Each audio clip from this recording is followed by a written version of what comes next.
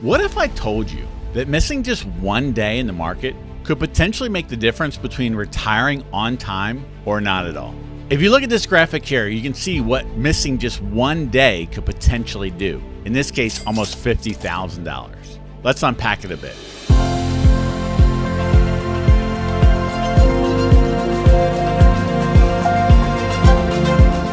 Hello. If we haven't met before, I'm Planner Mike, certified financial planner professional and owner of True Wealth Financial. This is a show that's dedicated to helping Christians plan their retirement so they can finish their race with purpose. Thanks for tuning in.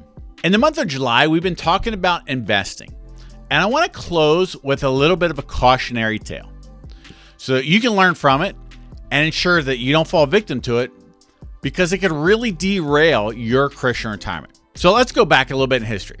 April 2nd was deemed Liberation Day. Now, the market had been sliding down for a couple of weeks with a lead up to it. But then immediately after President Trump announced the tariffs and all the countries and the rates, the market initially dropped 12% the following day, and then a couple more days later. And if you would have sold during those days after that, you would have missed the rally on April 9th, the day the market was up 9.5%.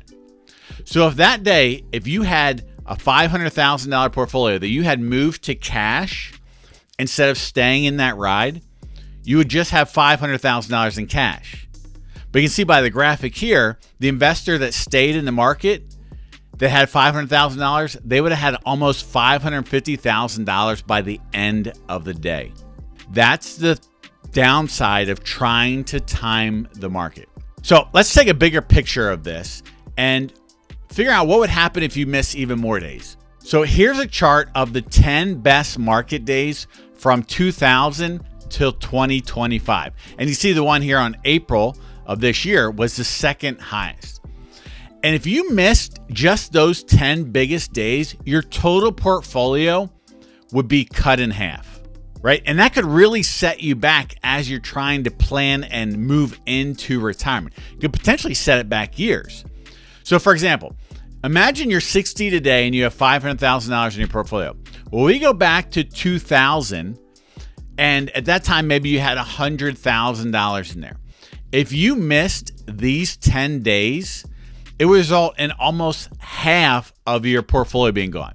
Instead of having the $542,000, by just missing 10 days, you would have $315,000. That's a big difference. And so this is what happens when people try to time the market. They jump in and they jump out. So why do some people miss these days? Well, it's for a couple reasons. Number one, they're letting their emotions drive their investing. Essentially fear. And God has not given us a spirit of fear, but of power and of love and of a sound mind. So the challenge is, what happens in bad times like that is that you look at the market, you look at your portfolio, you see the headlines, and that then drives their behavior, right? So this repetition of negativity, followed by uncertainty.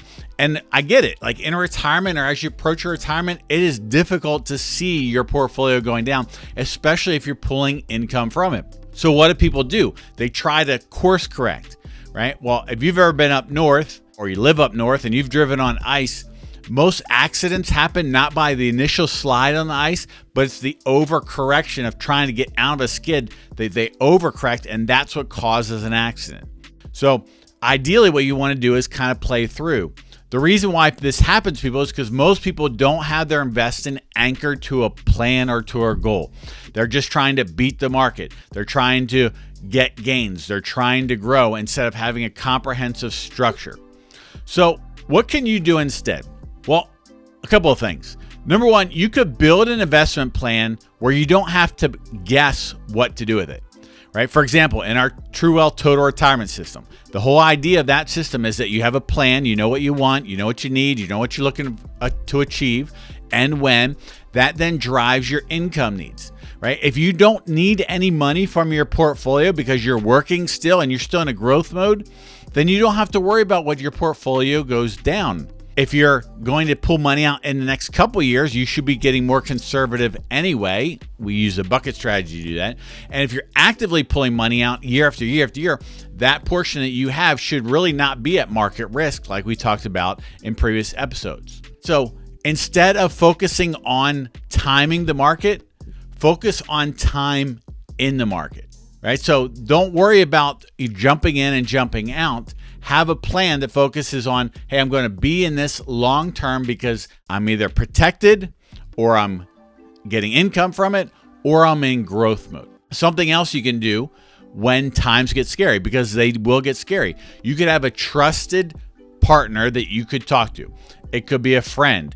It could be your spouse. Generally not a great idea, but it could be. It could be a group of people that you have. It could be a colleague. Someone that you respect, someone that you trust, someone that you emulate, hopefully someone who's a little bit ahead of you on the race of wealth where they can help guide you through this.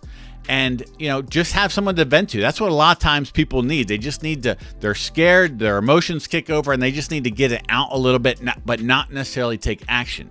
So you could have somebody predetermined to talk to.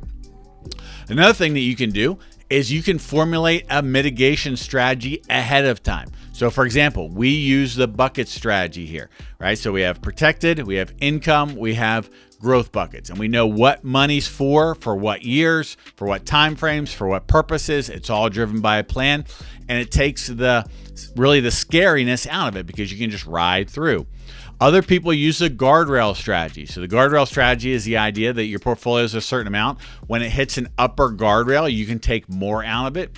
And when it decreases to a lower guardrail, then you back off your spending, right? Things like that, those types of strategies can keep you calm during volatility because you have a known position going in. And so instead of letting the market drive your decisions, you have a strategy that's driving the tactical decisions. Staying invested doesn't necessarily mean ignoring risk. I'm certainly not saying that. I'm saying it's a means to manage risk wisely, and that's what these strategies do. Overall, a good way to think about investing is like a roller coaster. There's times where it's slow and kind of boring. There's times where it's fast and exciting. There's times where it's just straight. There's times where it twists and turns. There's times where it's exhilarating. There's times where it's just nauseating. But if you ride through to the end, you'll be okay. You only get hurt on a roller coaster if you try to jump off in the middle. The same is true with your investing. Have a goal that you're trying to achieve and ride it through to the end. So why am I talking about this? Well, a couple reasons. Number one, so that you can learn from it. The reality is this is going to happen again. And it shouldn't be a strange occurrence when it does. It has happened several times in the past. More than likely, it'll happen again. I also bring it up because the 90-day kind of extension that we've been under is soon coming to an end. So a little bit of that volatility that we saw in April might be here kind of end of July, end of August.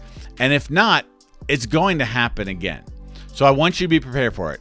I don't want you to make mistakes where your emotions drive your investments and that really derails your retirement or your plan or your goals. As we conclude, if you're still with me, please consider subscribing. It'll help spread this information to others who might need it. And more importantly, you'll be notified of future episodes. Today, we talked about investing and staying the course in the market through all the bumps and the turns. Now, again, ideally, your investing should be done in conjunction with an overall comprehensive retirement plan or financial plan, one that considers your aspirations, your goals, your income needs, your timing, and a whole lot more. I totally understand how overwhelming, confusing, and complex it can be. So if you have any questions, please feel free to ask them in the comments below or send an email to mike@truewealth.show. mike@truewealth.show. But I want to leave you today with a micro action that you could maybe take this week. So maybe this week, take some time to think about who could be that trusted resource that you could talk to when times get scary. Again, it should be someone that you admire, someone that you trust, and someone that will keep calm under pressure. Remember, missing potentially just one day in the market could make or break your retirement plan. Hopefully this helps you on your path to a retirement that is prosperous, enjoyable, and purposeful. Until next time, hope you have a great day. God bless you.